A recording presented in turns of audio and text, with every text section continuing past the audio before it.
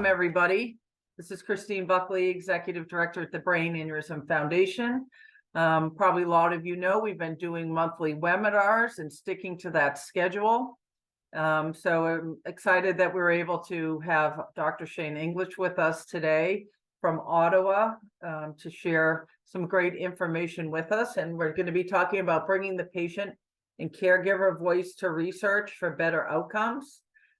So without any further ado, Dr. English, I'll let you say a few words about where you're from and your background, and then we'll hop right into the Q&A.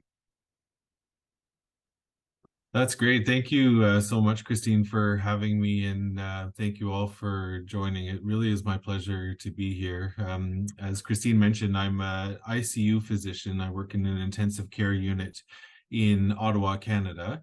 I have a background in medicine, of course, with training in internal medicine, as well as ICU or intensive care medicine. And I've also done a neurocritical care fellowship in the UK at Cambridge University. And so my interest is very heavily based in the neurocritical care population, and that is predominantly those with subarachnoid hemorrhage and traumatic brain injury, albeit we see a lot of other disease pathologies as well. And so my interest really is within the neuro ICU and very specifically within subarachnoid hemorrhage. And so I have a research program in aneurysmal subarachnoid hemorrhage and an interest obviously in this area. So it's my pleasure to be here and talking a little bit about our work, which I gather we'll get into shortly. Thank you, Dr. English. Really, again, appreciate your time. I know your sincere passion and interest for the patients in this disease. So I think it's going to be really nice for people to hear what it is that you're working on and how this trend seems to be going forward in the field. So can you please explain to the audience the work of the aneurysmal subarachnoid hemorrhage patient-oriented outcomes collaborative? Yeah, absolutely. So APOC, we call it for short, really spun out of other work that we had done, but it's one of the areas within a whole program of research. So we work thematically in research, and my large theme is within aneurysmal subarachnoid hemorrhage. We started our work really in looking at transfusion practices and when is the best time to transfuse red cells in patients that are suffering from aneurysmal subarachnoid hemorrhage in the intensive care unit. So that was really our large interventional work that we were doing within this field. But we moved then from that, or with that, into a different area where we were looking at the patient experience and looking at patient-centered outcomes and what outcomes we should be looking at when we are doing research within the SAH realm. And so bringing really to the forefront those we refer to as those with lived experience. And so that's the survivor or the family members, the caregivers, the people involved with those that have had an aneurysm rupture and subarachnoid hemorrhage, and bringing their experience to the research realm in the context of what things we should be measuring that are important to them, important to their recovery, be it a milestone, be it a characteristic, be it a symptom, or some feat, I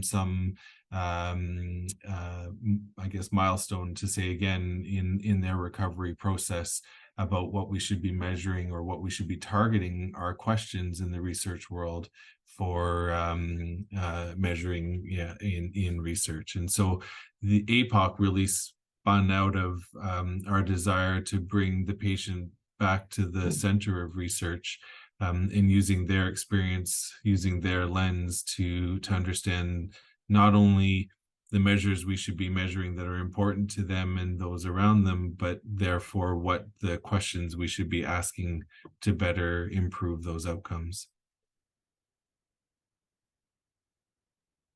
Thank you for that. And what actually led you to doing this type of research? Just, aneurysmal subarachnoid hemorrhage in general, as well as then, making that move to get patients and caregivers involved?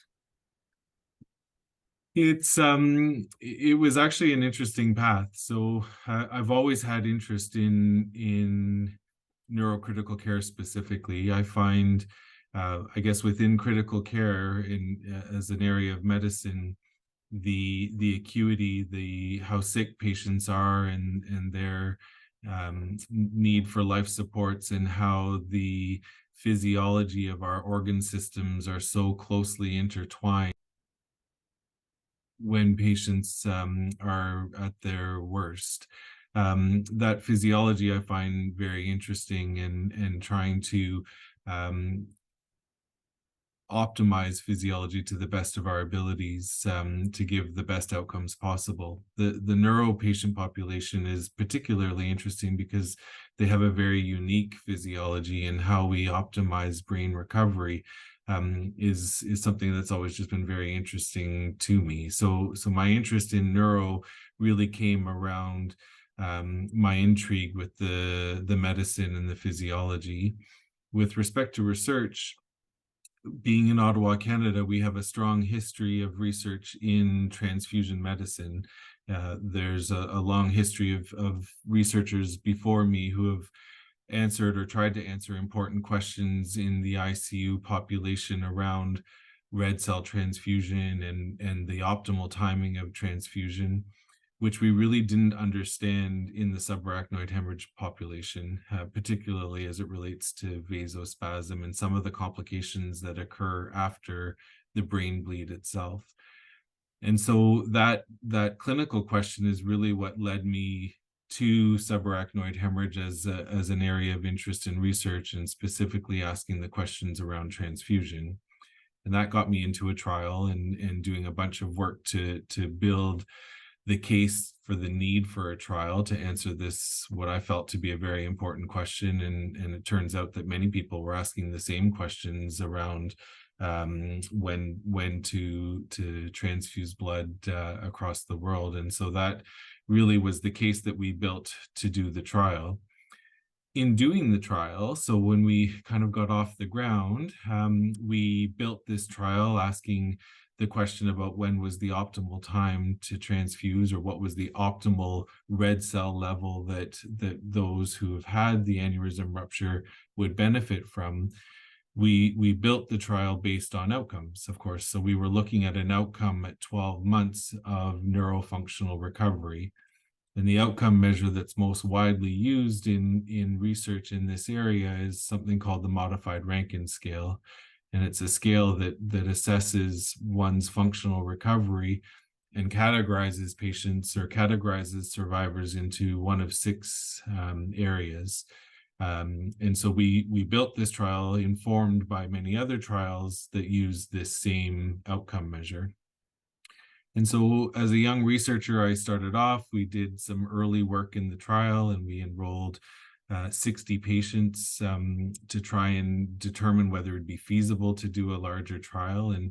And during this process, I got to meet some really amazing people. And one of the participants in our study, who I didn't know at the time, but reached out to the study team and reached out to the hospital, and had some real significant concerns about the questions we were asking and the outcomes that we were measuring, and felt that it really didn't encapsulate their experience with subarachnoid hemorrhage. And it actually came originally as a complaint through the ethics board, and as a young researcher, it was like a really devastating event. And I thought, oh my goodness, what's going on? And I quickly reached out to the participant and the family, and very quickly realized that the concerns and the issues weren't with the program, weren't with the research team, weren't with me as a researcher or any of our team members, but rather the questions we were asking just seemed to be wrong. We were looking at the wrong outcome measures, or at least according to their experience.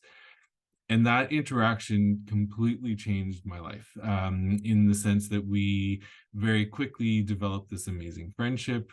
They became the first patient and lived experience members of our research team. We got to meet many others, some of whom are actually on this call, and have been able to build together this group, this consortium that are now looking to see, well, what are the questions we're supposed to be asking? What are the outcomes that we're supposed to be measuring or should be measuring? And really, again, just putting the patient and the family members, those with lived experience, at the center of research. And so it was a long-winded answer to say that it really started by trying to answer a clinical question in the context of a trial and realizing that maybe we didn't have all of the pieces right. And it was actually someone with lived experience that brought it to our attention and had us re-question exactly the questions we were asking, and made us realize that the outcomes that we're measuring in this realm are not necessarily informed by those who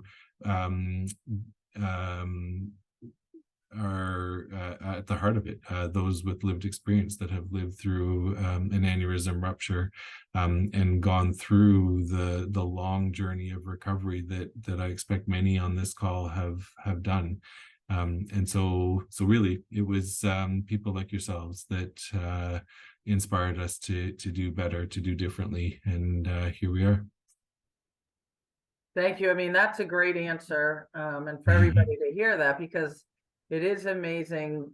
You probably never expected that, but it goes to show, you know, for people, oftentimes, particularly in the medical realm, are afraid to say too much or to speak up. But thankfully, that patient did, and brought to your attention a way of getting something more and something you weren't even thinking about. So that's really great to hear about. And yeah, those of you with the lived experience, that's why we want to share more of this and make people more aware about, you know, your involvement and how impactful it really is. And, you know, thankfully for Dr. English, yeah, that must have been scary when you were getting called to task there, reported, being like, what's going on here? So yeah, it's kind of a neat story, but just goes to show how important, you know, your roles are in many aspects of, you know, the detection, just the awareness, education, recovery journey. And again, for medical professionals can also learn from you.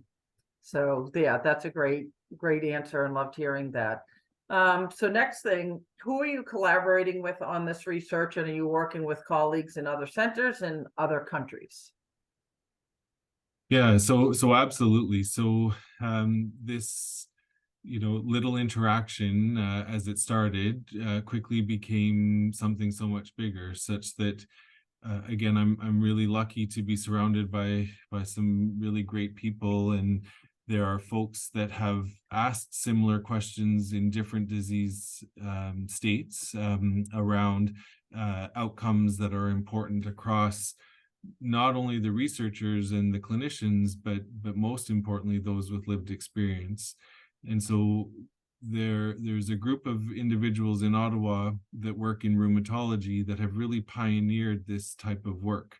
And we call this a core outcome set. And so that's the creation of or not creation, but rather identification of a very specific few set of outcomes that are most important in an area of disease or pathology that should be measured in all research. And so our current program is really striving to create this core outcome set, but specific in subarachnoid hemorrhage. We've really been able to mobilize some of the experience in these other disease states. So specifically in rheumatoid arthritis, the group is called OMERACT, where they've really pioneered, as I said, the process to establish this core outcome set, and what methods we can follow to establish this in subarachnoid hemorrhage. So we've collaborated locally then with folks in the Ottawa area. I've alluded to the fact that we've been privileged to have a core set of lived experience partners. Maria Luisa is here on this call. She's one of our lived experience partners who's actually co-leading all of this work with us and is one of the principal investigators as part of our team. And so we have a local group that has created this APOC that I've referred to, but it turns out other people around the world have been asking similar questions. And we ended up partnering with a group in Australia who were publishing work in this field or in this area same time that we were. And so we reached out to them asking sort of what their interests were and what their goals were. And with doing that, we quickly realized that not only did we have similar interests and similar questions, but that doing this together would be much more powerful than trying to do it separately or competitively.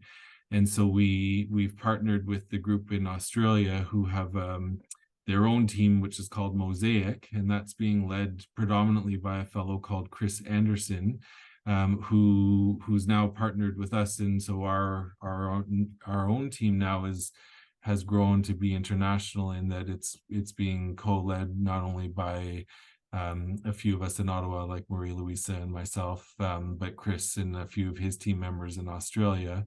And it turns out in Europe and a few other areas around the world, lots of interest in this question. There is a group of like-minded folks who have clinical and research interest in subarachnoid hemorrhage who meet every couple of years at a conference called the International Subarachnoid Hemorrhage Conference.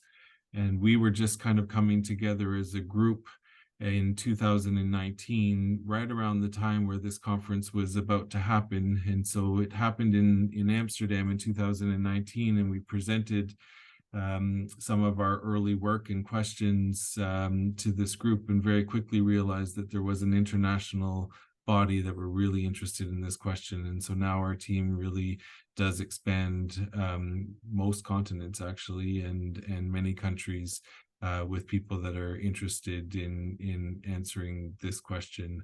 And again, we are always looking for those with lived experience to participate and give their input. And I expect we'll probably get to that a little bit later, but different backgrounds, different cultures, different countries, different languages are all really important perspectives to provide, because the lens with which we face recovery is, of course, influenced by our social context, whatever that is. And so simply to say that we have grown to a much more international base, which I think really strengthens the work that we're hoping to accomplish. Excellent, thank you. It is obviously a great thing to hear about the collaboration, because obviously this disease impacts people everywhere, and the outcomes, everything is so similar. And I know from attending that meeting this year in Duke, it is just nice to see the collaboration and people working together and wanting to make things better for people who have been impacted by this disease down the road. So that's great to hear. Thank you. Next question. What impact do you think the results of your research will have on those affected by this disease, and also other research being done in this space? That's an excellent question that I'm not sure that I actually know the answer, in that I can say that in work done by others. So if we take, for example, the rheumatology group who really pioneered some of this work in looking at core outcome sets, and we learn from their experience, not dissimilar to the story that I've shared, it seems as though in this disease process, they were asking questions targeted at very specific outcomes. And when they started encouraging and hearing the voice of those with lived experience, and realized that maybe they were asking the wrong questions, or looking at the wrong outcomes, the outcome measures then that were incorporated into this core outcome set differed than what research was targeting. And by engagement with those with lived experience, by engaging clinicians, by engaging the research community, they've been able to change over time the outcome measures that are being used in the trials that are conducted in this patient group, such that in at least this example, the work done in creating a core outcome set and engaging those with lived experience has really transformed the research that's being done in that area. Because it seems when you take the experience of those that have lived through the disease process, that perhaps we have different priorities or different questions. And so in the work that we're trying to do with APOC and with the Mosaic group in Australia, is that we want to make sure that the outcomes that are being measured truly are patient-centered, and those with lived experience feel that that is representative, or the outcomes are of importance to them. If we find out that the outcomes currently being measured are maybe not the best measures to be considered, then I suppose it's possible that this could be transformative to the types of questions that are being asked in this disease population.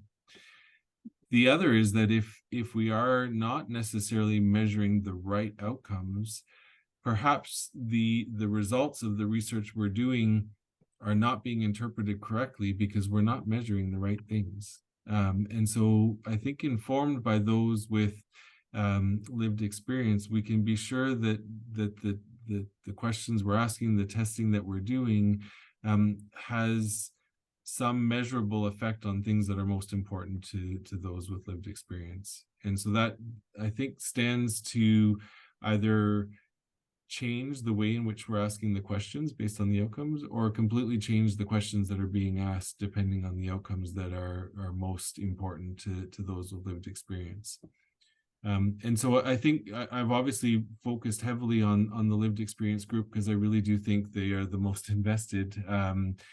But obviously this work is about a partnership between lived experience, clinical, and research world, and bringing those three priorities together to finding some common ground. And so I don't know the answer to the question, and that I don't know exactly how it might change research today, but I expect that it stands to change the research questions of tomorrow by having the patient more central to the questions, ultimately.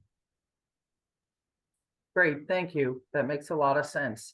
And do you foresee any barriers in the process of, this research, whether it's, like clinicians disengaging, anything financial, or just not being supported, or just anything that you think that would get in the way of continuing down this path?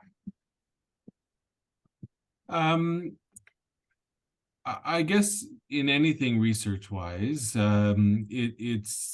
there is obviously a cost endeavor of being able to conduct the research, to being able to employ the research staff that make the research possible. And so the natural cycle of research, or for the researcher, is one of getting funding.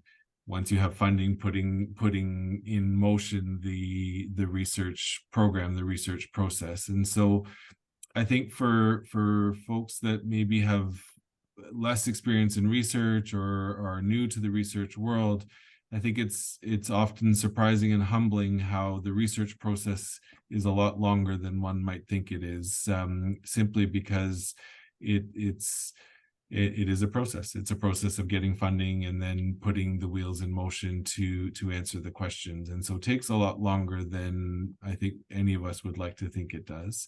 And so funding is always a challenge, but we've been fortunate in finding little pots of money here and there to keep the wheels moving in our quest to answer this question. I think keeping the wheels moving is the second challenge, in the sense that everything takes a bit longer than we all think and would like it to.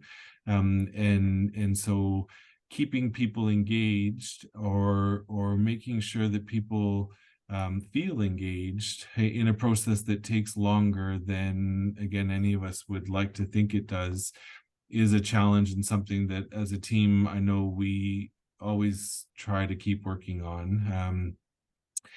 Having the right people involved is always a bit of a challenge, in the sense that this is the type of work that really requires input of many, and the experience, a breadth of experience, as I've alluded to. And so folks like yourself, Christine, at the Brain Aneurysm Foundation have really helped us along the way with getting in touch with people like you on this call, and those listening to this podcast, putting us in touch with a wide range of experience, and that's true across the clinical and research world as well. And I think the last of the major challenges is that we are committed and interested and engaged to put the effort in answering this, or developing what we call a core outcome set for subarachnoid hemorrhage.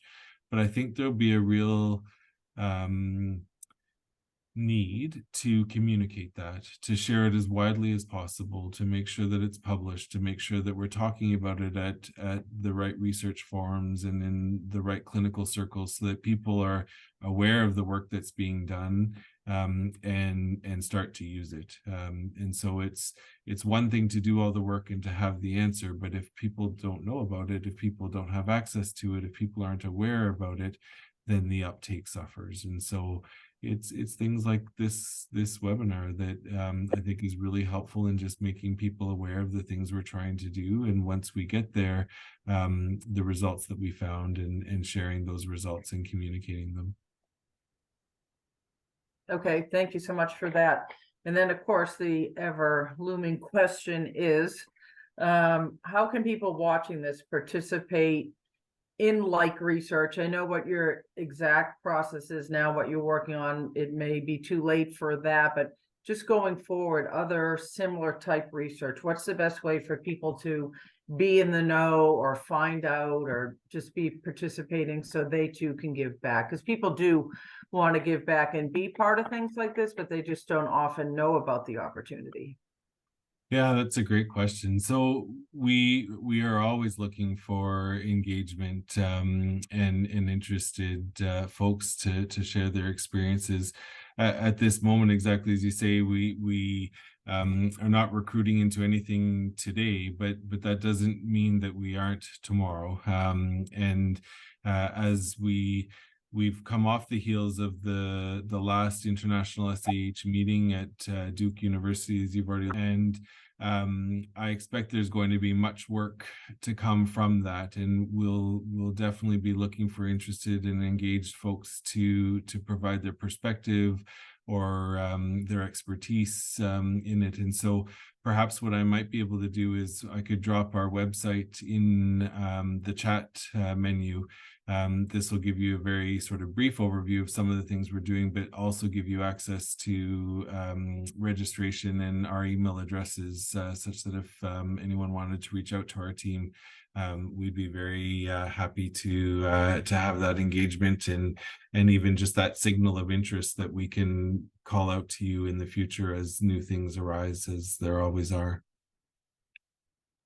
Thank you, Dr. English. I think that's great. I mean, if you can share your contact information, and for sure, follow BAF and social media, like Dr. English said, when someone comes to us with the opportunity to share information about this research and to be able to participate as we find out about any such thing, we definitely post about it and share it via email, because we know it's just very important to the future for this disease. And I also love the term lived experience. And yeah, I think you guys are just critical to changes going forward. But I can tell you from a couple meetings this past spring and early summer, it was encouraging for me to hear about the work of Dr. English collaborating with folks in Australia.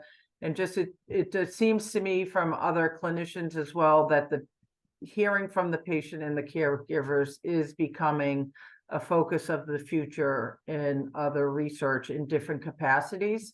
So anytime we hear of these opportunities as an organization, we'll certainly share it. But again, definitely follow up with Dr. English and visit his website, because he will always have good information, and it's just nice to have the contact as well. So a couple other questions here. Is there a registry of SAH survivors that we can join to be available for research opportunities? Which I think is a great question, and I don't know the answer to it, but it'd be nice It is to a know. great question. You know, to my knowledge, no, not currently. You know, certainly your contact through the Brain Aneurysm Foundation, I think, is a great start. And our hope is that we, I mean, we have our own, I don't know if registry is the right word, but certainly we try and keep track of folks that are interested in participating in different either activities or research endeavors or focus groups and a bunch of different things we've done along the way. And so we certainly do have that within our research program. We, as part of this work, are collaborating with a group out of the UK who do have a registry, who've created a national registry for subarachnoid hemorrhage, but really want to expand that to a more global reach. And we are very interested in doing exactly that, certainly in Canada and beyond, and have actually applied for some funding to be able to initiate an actual registry of survivors or folks with lived experience with SAH. So to my knowledge, there's nothing active on a sort of global scale, but definitely I think the way of the future with respect to answering important questions like the ones we're trying to ask with respect to outcomes, but also from a more clinical nature. Thank you. This is another, I think, good question. Do you think that the doctors will accept the survivor-based experience to be true? I mean, I really do. I think that I think at a sort of larger scale, it will take work like what we're proposing, and I think groups like with whom, excuse me, that we're partnering and working collaboratively with, that really push the envelope, and I think that push the needle to make those changes. That I think coming together as a global society, if we can say, where we bring to the table not only then the clinicians and the researchers, but those with lived experience, such that they are a voice at the table. I think by creating that space where everyone is contributing equally and providing their unique perspective, obviously, I think, historically the clinical and research perspective has dominated, but I think we as a medical and research community are learning that's only two views, and that perhaps the most important view is that lived experience view. And I can certainly speak personally in that every engagement I have had with our partners, with my patients, with lived experience, I really leave those discussions inspired and seeing things in a different light. And I think as a medical and research community, as we do more and more of this type of work, it's not even a matter of convincing. I think it's more, we see like, how have we not been doing it like this all along? And so I think the bigger challenge really will be that once we get there, getting this word spread. But my experience with subarachnoid hemorrhage and the research and clinical community, and more recently now the lived experience community, which we've really had the pleasure of connecting with quite a bit over the last 5 years.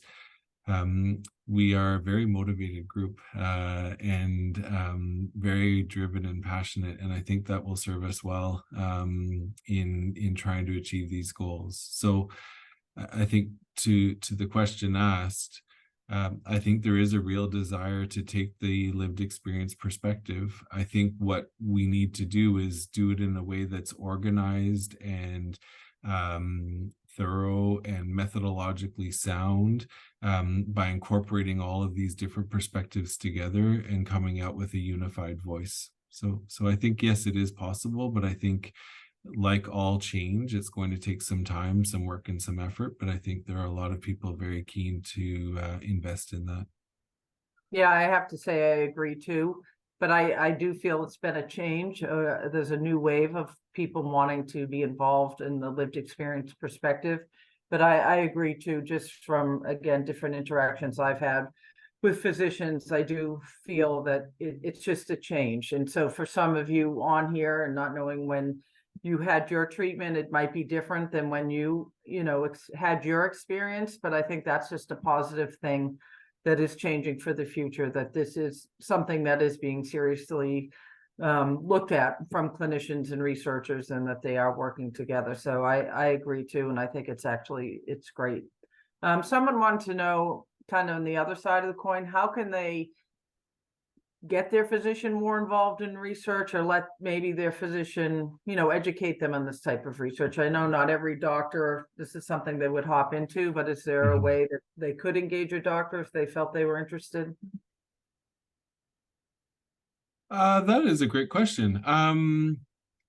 I suppose that there are a few ways that could be accomplished. So I think certainly with this international SAH conference that I've alluded to, it really is such a unique conference because it's so focused on such a very specific topic, obviously the one we're talking about.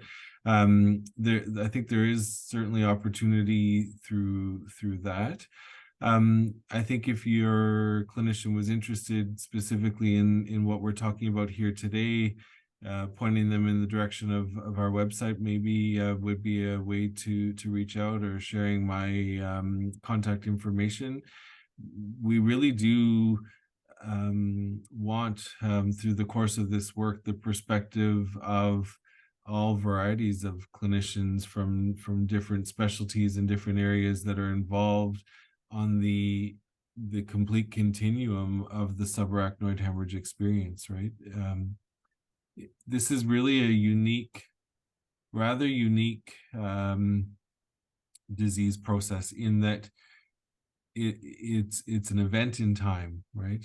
For those of you on the call that have lived experience with this, you know, to the moment probably of your aneurysm rupture, and then it's from that moment on, and you know, those first hours, those first days, those first weeks look very different than those first months, and those first years, and you've likely met all kinds of people along that journey that have hopefully helped you along the way, and each of these people have an important part to play in that specific moment of this journey, and so it really is an evolving process over time, kind of depending on where you are in your journey. And so having each of these perspectives, I think, is really important,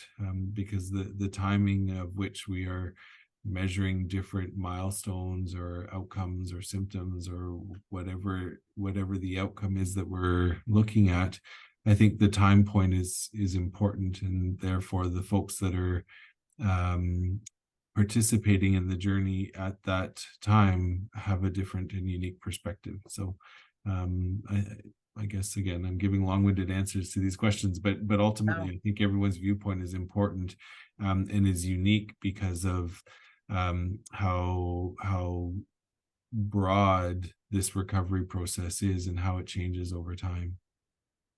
And someone has a question asking, is PTSD addressed in research being done? So I think that PTSD as an entity, particularly as an entity as experienced in medicine, is you know, a relatively new phenomenon, in the sense that certainly in the ICU world, we're learning really over these last several years about how our patients actually experience PTSD after a critical event, and one that puts someone into an intensive care unit. And so specifically within subarachnoid hemorrhage, I'm certain that there are folks that have interest in this area, but whether it's a mature and advanced area of research, I would argue probably not, because the truth is, in subarachnoid hemorrhage, not many things are advanced and mature, and it's such a new and evolving area. And certainly PTSD as an entity associated specifically with something medical is a pretty new phenomenon. And so we certainly hear it. We hear it a lot from our general ICU patient population, and I'm certain it exists in the aneurysm population as well. But I would suggest it's probably a pretty new and up and coming or yet developed area of research, but an important one. Okay, thank you for that. I think those are the most pressing questions sort of directly on this direct topic, but I have a few other questions why I have you here. Someone wanted to know what vasospasms are, because they had a lot of them in coma, and what is more stable, a coil or clip? Oh boy. So well, let's talk about these separately. So for the vasospasm, vasospasm is really a name that describes when an artery that's supplying blood to the brain narrows, so becomes spastic or becomes tighter, narrower, and as a consequence of it becoming narrower, it impinges or hinders blood flow to the areas of the brain that it supplies. And so in subarachnoid hemorrhage or an aneurysm rupture, it's a particularly interesting and tricky form of stroke, because as you all know, it's a hemorrhagic form of stroke because of the burst blood vessel, so an artery that bursts.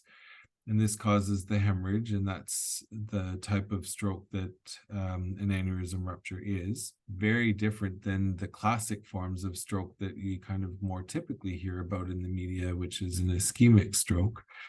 And so the early phases of an aneurysm rupture is really around managing blood pressure to try and prevent that bleed from rebleeding, and to secure the aneurysm so that it doesn't rebleed again, which is where the clip and coiling comes in.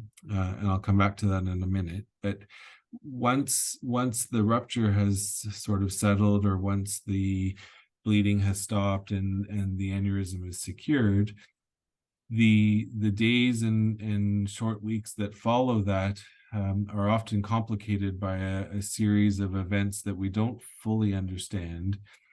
And one of the most important complications, there are several of them, but one of the most important complications is this phenomena called vasospasm. And so it's this narrowing of the blood vessel and artery specifically, and it can happen in big arteries and little arteries, that impinges blood flow. It turns out it happens a lot in patients that have had aneurysm rupture, but not everyone that has the narrowing of these vessels have consequences from it. And so a certain proportion of those people that have the narrowing or vasospasm are actually symptomatic from it. And in the worst extreme, what happens when the blood flow is reduced because of the tightening of the blood vessel, ischemic strokes happen. And so that's when new types of stroke, not the bleed that you originally had, but rather a lack of blood flow, and ischemic stroke occurs as a consequence. And so in the research world, this is getting very muddy, because there's been a lot of research in looking at vasospasm and trying to prevent vasospasm or treat vasospasm with very mixed results. And so there's a new term now that we use, something called delayed cerebral ischemia, or DCI, which vasospasm kind of falls underneath now. And the delayed cerebral ischemia really describes those patients that are symptomatic from various processes, including vasospasm, that go on to have these strokes. And so depending on when you've had your aneurysm rupture, vasospasm might have been a very commonly used term. And today we talk a lot more about delayed cerebral ischemia, or DCI, which also includes things like vasospasm. But ultimately what it is a process that we don't fully understand, that occurs in in people that have had an aneurysm rupture. And what happens is blood flow and oxygenated blood supply to areas of brain is compromised for a variety of reasons that we don't yet fully understand, that adds to the deficits that people that survive a SAH are often left with. And so there's a lot of treatments that we try and do to either prevent the vasospasm, but we haven't really found many things that prevent it. And a bunch of treatments we do to try and counter the effects of the narrowing of the blood vessel, some of which are helpful, and other things we've tried have proven not to be very helpful. And we just try and give those that have survived the aneurysm rupture the best chances possible of the recovery that takes many weeks, months, and even years to happen after the fact. So the vasospasm is one of the complications that occurs downstream from the aneurysm rupture. And it's kind of a catch bag now of a few different terms that we use. The clip and the coil are really two different ways in which we secure the aneurysm to prevent it from rebleeding. And so the coiling method is really we call it sort of non-invasive, because it's not done typically from a neurosurgical approach, but rather an endovascular approach. And so it's much like having an angiogram for your heart, where they enter in a vessel, often in the leg, and do an angiogram. Yeah, sometimes in the wrist as well. I see you pointing there, Beth. But they enter into the bloodstream and go up to the brain, and they deploy these little coils that basically just occupy space within the aneurysm. So it basically displaces blood from in the aneurysm, so that there's no high pressure there anymore, and the aneurysm clots off and is at less risk for re-rupturing, compared to a clip, which requires neurosurgery, where often it means putting an incision in your head and removing the bones so that they can get down to the blood vessel, and applying a small clip on the aneurysm to prevent it from rebleeding. There are many different reasons in which one might be done versus the other. And we know from research that there are benefits to both, and that one isn't necessarily superior to the other, in that sometimes if everything else is equal and you're just as easily to have a clip versus a coil, then the preference is to try and do it as least invasively as possible. And so coils are often preferred. But there are many reasons for which a coil isn't possible or is not necessarily the best choice. And that might be because of where the aneurysm is located, or the shape of the aneurysm, or the blood vessels that lead to the aneurysm, that really make having a neurosurgical procedure, the clipping, better. And so the recommendations these days is that every case is individual, and every case should be discussed individually, with consideration of both clipping and coiling, and that if coiling is possible, then that should be offered, but that coiling may not be available or appropriate for that patient or that aneurysm, and clipping is done. So it's actually a very complicated question that even goes above what I do in the ICU, but that we rely on our colleagues in neurosurgery and interventional radiology to use their expertise, and every patient is just a little bit different.